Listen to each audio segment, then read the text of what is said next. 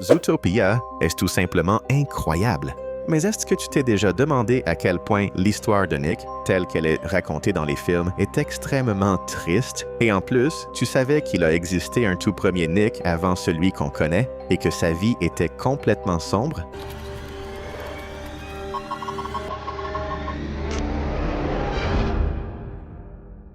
Premier Nick, hein? Oui. Avant que Disney ne crée Nick, le petit escroc sympa et débrouillard qui gagnait sa vie en arnaquant les autres et en vendant des glaces à des petits hamster cadres, une première version de mon personnage d'animation préféré avait été imaginée. Sauf que son histoire n'avait rien de joyeux et encore moins de familial. Dans les tout premiers croquis de Zootopia, l'idée était que le film soit centré sur Nick et non sur Judy. Et dans cette version, la société de Zootopia aurait été construite sur un contrôle strict exercé par les petits mammifères sur ceux qu'on appelait autrefois des prédateurs. Les animaux à l'origine carnivore auraient été obligés de porter des colliers électriques de ceux qui envoient des décharges, une fois qu'ils atteignaient un certain âge à l'adolescence. Le but, c'était d'éteindre tout instinct de chasse avec une grosse décharge, afin que tout le monde vive en paix. Sauf qu'en réalité, à part les autres,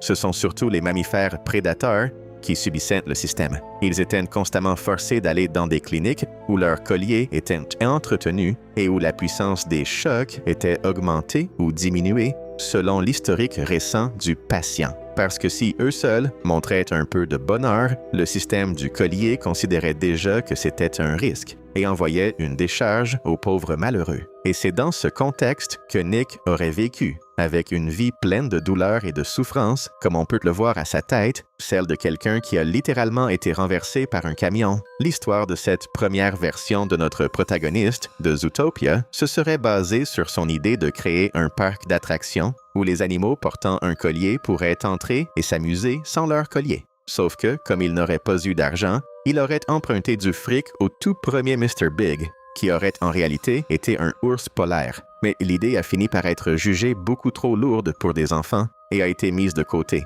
remplacée par une nouvelle histoire avec une brebis maléfique qui voulait faire accuser tous les prédateurs, en faisant croire à la société de Zootopia qu'ils étaient dangereux et qu'ils devaient être surveillés en permanence. Quand on y pense, on dirait presque que c'est Bellwether qui a écrit ce premier scénario, pas vrai? Et en plus de tout ça, il y a d'autres choses très tristes autour de Nick, autant dans le passé que dans le présent, qui vont sûrement te toucher en plein cœur, comme le fait d'avoir été victime de harcèlement de manière lâche par ses camarades du club des Scouts animaux. Prépare-toi, parce qu'on va te raconter tout ça et encore un peu plus maintenant. Enfance. Si tu as vu Zootopia 2016, tu te souviens forcément du flashback qui montre le passé de Nick et explique pourquoi il a autant de mal à faire confiance aux autres, y compris à Judy. On voit le petit Nick se faire préparer par sa mère, super impatient d'aller à sa première réunion des Scouts de Zootopia, persuadé qu'il allait s'y faire de nouveaux amis. Sauf qu'en arrivant, c'est exactement l'inverse qui se produit. Nick reste traumatisé pour le reste de sa vie, parce que les autres Scouts avaient tout planifié à l'avance. Ils se sont regroupés pour maintenir le petit renardeau innocent pendant que le chef des Scouts forçait une muselière de protection sur notre protagoniste. La raison. Nick était le seul scout d'une espèce prédatrice dans ce groupe d'enfants. Le petit renard réussit à se dégager de ses camarades et court hors du bâtiment, où, avec un peu d'effort, il parvient à retirer la muselière et se met à pleurer, parce que là où il pensait trouver de l'amitié, il n'a trouvé que torture et méchanceté. Résultat, il a grandi et il est devenu un arnaqueur professionnel, dédié uniquement à gagner sa vie en roulant les autres, comme il l'a fait avec Judy la première fois qu'ils se sont croisés dans la file de la glaciérie des éléphants. Et c'est précisément pour ça que l'histoire de Nick, dans la chronologie officielle de Zootopia, commence elle aussi d'une façon très triste, et que pratiquement personne à part lui, et ensuite Judy aussi, ne sait que ça s'est passé. Père disparu. Toujours en parlant de l'enfance de Nick, un autre détail vraiment triste apparaît, mais très peu de fans du film ont réussi à le remarquer. Quand Nick se prépare à aller au club des Scouts, on voit sa mère donner les derniers coups de main à l'uniforme de son petit et jouer un peu avec lui juste après. Même si on ne voit pas son visage, c'est clairement une femelle dans cette scène, d'autant plus que le personnage le dit lui-même. Mais si on regarde bien, on se rend compte qu'il n'y a aucun signe de la présence du père du petit renard, à aucun moment. Et ça a poussé certains fans à lancer des hypothèses sur qui était et où était le père de notre personnage préféré de Zootopia. Nick serait-il orphelin de père et la cause de sa mort n'aurait jamais été révélée? Ou alors aurait-il abandonné la famille quand Nick n'était encore qu'un tout petit? Aucune de ces questions n'a été répondue par les créateurs et les réalisateurs du film. Le plus proche qu'on ait trouvé dans la lore de Zootopia concernant le patriarche de la famille Wild, c'est une image où l'on voit le petit renard en tenue de scout à côté de son père, un renard portant un costume élégant. À l'origine, il devait s'appeler John Wild et il aurait été le propriétaire d'une boutique de tailleur qui ferait des costumes pour tous les mammifères de Zootopia capables de payer. En plus, on voit qu'il a une posture respectable, à l'inverse de ce que deviendra son fils plus tard. Un escroc endurci qui passe son temps libre à boire du jus sous un pont abandonné de la ville des animaux. Certains pensent même qu'une scène avait été prévue dans le premier film. Le père de Nick serait apparu pour prendre une photo du petit renardeau la veille de la réunion des scouts, mais elle n'a finalement jamais été faite. Et la scène n'existe donc que dans l'imaginaire des fans. Mais la vérité, c'est que l'absence de figure paternelle a peut-être rendu la vie de Nick beaucoup plus difficile. Parce que sans une figure masculine exemplaire pour le guider vers le bon chemin, notre personnage a fini par s'engager sur des routes tellement tordues qu'il a failli se faire balancer sur la glace par Mr. Big, et en plus, il aurait embarqué Judy avec lui dans le même destin. La question qui reste, c'est est-ce qu'on aura enfin le plaisir de le rencontrer dans le 3e film? Seul l'avenir nous le dira. Maintenant, on a un petit conseil pour toi. Clique juste en dessous sur le bouton d'abonnement. Comme ça, tu as encore moins de chances de passer à côté de nos prochaines vidéos. Réputation. Comme Zootopia 2 le montre clairement, Nick est bel et bien un policier honnête et même responsable dans son travail, même s'il préfère toujours éviter les problèmes, contrairement à Judy. Pourtant, même s'il prouve qu'il a changé et qu'il ne fait plus les mêmes arnaques qu'avant, on voit clairement que les autres membres du commissariat, et même le nouveau maire, le regardent encore avec beaucoup de méfiance. Un exemple se produit pendant la fête du Zootennial. Nick bouscule accidentellement le chef Bogo, qui l'attrape immédiatement et le traîne jusqu'à ce que le renard réussisse à détourner l'un des projecteurs en le braquant sur Gary, qui était encapuchonné sur le lustre, prêt à voler le livre qui contenait le secret des Linksley. Même si notre cher ex-escroc a aidé activement à résoudre le mystère autour du plan maléfique de Bellwether, on voit que tout le monde a l'air de croire que ce n'est pas sa place. Un autre moment qui souligne la mauvaise réputation de Nick, c'est quand le nouveau maire annonce aux photographes le duo de meilleurs policiers de Zootopia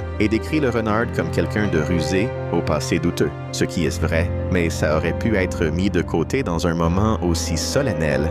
Tu ne trouves pas? Le fait est, quoi c'est qu'il y fasse, Nick restera toujours un renard, et cette espèce est connue partout dans le monde pour sa malice et sa capacité à convaincre les autres de faire ce qu'elle veut. Il ne nous reste plus qu'à attendre pour voir si, dans Zootopia 3, nos deux héros seront encore traités comme une lapine qui a de la chance et un renard qui peut faire une bêtise à n'importe quel moment. Suspect au fil de Zootopia 2, on voit que, pour protéger Judy, Nick finit par rester en arrière et se faire embarquer en prison. Là-bas, on constate que les criminels comme les policiers pensent que c'est exactement l'endroit où notre renard préféré devrait être. Ça renforce le côté suspect du personnage. Dès qu'il se passe quelque chose de mauvais, la première personne qu'on regarde comme suspect, c'est le partenaire de Judy. En fait, si on y réfléchit bien, même Paul Bert laisse Nick être neutralisé après Judy, puisque lui et son père pensaient qu'à tout moment,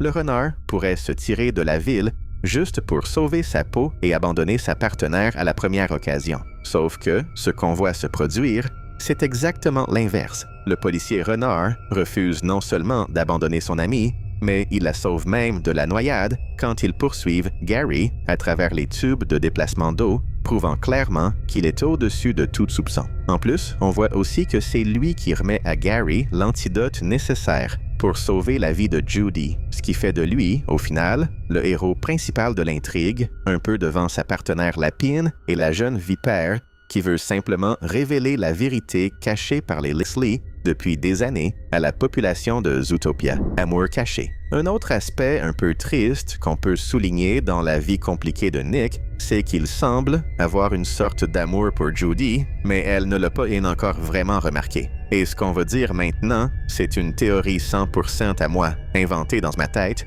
mais qui pourrait très bien arriver dans les prochains films de la franchise des animaux. Dans le premier film, on voit Nick sauver Judy d'un renvoi anticipé de la police par le chef Bogle, justement au moment où il suivait la bonne piste d'indices pour dévoiler le mystère autour de l'augmentation du niveau d'agressivité des prédateurs dans la ville des animaux. Et en plus, quand les deux, désormais partenaires, sont au gala du Zoot et que Paul Bert flirte avec Judy, on voit très vite la tête énervée que fait Nick quand il remarque les deux en train de discuter joyeusement. Sans parler de la scène finale où lui et Judy s'enlacent, montrant clairement qu'il y a bien plus que de l'amitié. Après tout, la vie de l'un est littéralement liée à celle de l'autre. Et, à en croire tout ça, la petite lapine policière commence à comprendre qu'il y a quelque chose de plus que de l'amitié dans les sentiments du renard, puisqu'il lui dit qu'il l'aime de façon ironique à la fin du film, et qu'elle l'enregistre avec sa carotte juste pour le réécouter en boucle dans son appartement, avec une tête de quelqu'un de très satisfaite et heureuse de voir que son partenaire ressent vraiment quelque chose de plus pour elle. Donc, comme c'est quelqu'un qui a beaucoup de traumatisme et qui a du mal à s'attacher aux autres, ses preuves d'affection montrent clairement que Nick aime vraiment Judy et qu'il est capable de tout pour elle. C'est sûrement pour ça qu'il refuse toujours d'abandonner sa partenaire, même quand il n'est pas d'accord avec elle, pratiquement tout le temps. Mais l'amour, c'est vraiment comme ça. Comme dirait Bugs Bunny, c'est tout les amis, ou peut-être pas. On te propose 2 autres vidéos pour rester avec nous. Et crois-moi, ça vaut vraiment le coup. À très bientôt.